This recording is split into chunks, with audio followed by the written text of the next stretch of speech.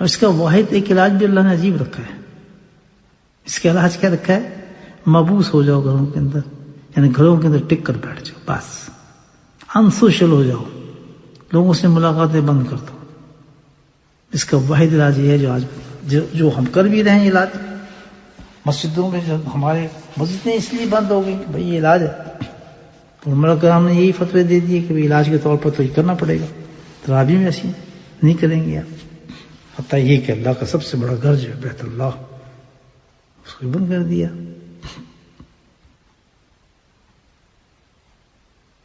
بسم اللہ کی حکمت ڈیفینیٹلی ہے کہ ہر چیز بند کر دی اللہ پاک نے اس بیماری کے ساتھ. اور مین علاج اس کا یہی رکھا کہ تم انسوشل ہو جاؤ، بالکل ایک دوسرے کٹ جاؤ، ہاتھ بھی نہ ملاؤ، الگ ہو کے بیٹھ جاؤ، ٹک جاؤ گھروں کے اندر. جتنا انسان گھروں میں ٹکے گا اتنا محفوظ ہو جائے گا اس بیماری سے.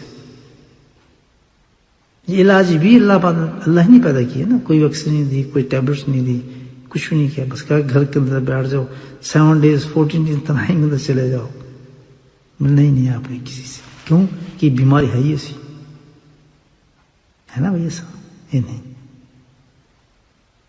اب دیکھتے ہیں کہ اس میں حکمت کیا ہو سکتی ہے.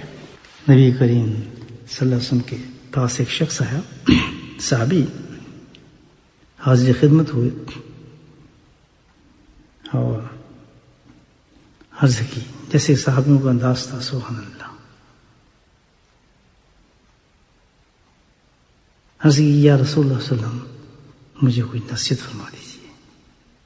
نصیحت سے مراد کیا کہ اللہ میری آخرت بن جائے، میری دنیا بن جائے، زندگی بن جائے میری. یعنی بھلائی کی ایسی باتیں بتا دیں کہ جس کو میں اپنی زندگی میں اتار لوں. اس کو نصیحت کہا جاتا ہے. جب کسی آدمی کے پاس جائے نا آدمی کہ مجھے نصیحت کرے تو اس کے پیچھے اس کی جو تھنکنگ ہوگی، سوچنا یہ ہوگا کہ بھئی ایسی خوبصورت حسین بات نکل جائے، وہ ایسی بات بتا دیں کہ جس سے میرا الحمدللہ آخرت کا معاملہ بہتر ہو جائے. وہ تو نبی آخر الزمان صلی اللہ علیہ وسلم تھے، پوچھنے والے صحابی تھے.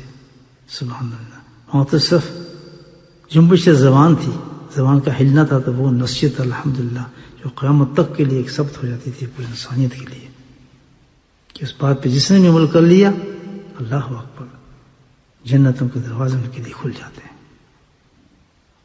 تو آپ صلی اللہ علیہ وسلم نے نصیحت فرمائی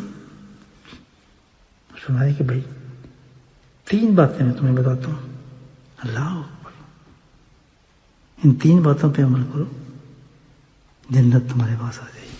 حدیث کا مفہوم بیان کر رہا ہوں. تو ان 2 باتوں کو تمہیں اب نہیں بیان کرتا یہاں کیونکہ بات لمبی ہو جائے گی. 3 نصیحتوں میں سے میں ایک نصیحت لیتا ہوں جس کا تعلق آج کے حوالے سے ہے. دوسری نصیحت جو تھی اسی کی طرح میں آپ طبیعت رجحان کو اس حدیث کے اندر ولا یسعک بیت، اللہ کے نبی نے یہ نصیحت فرمائی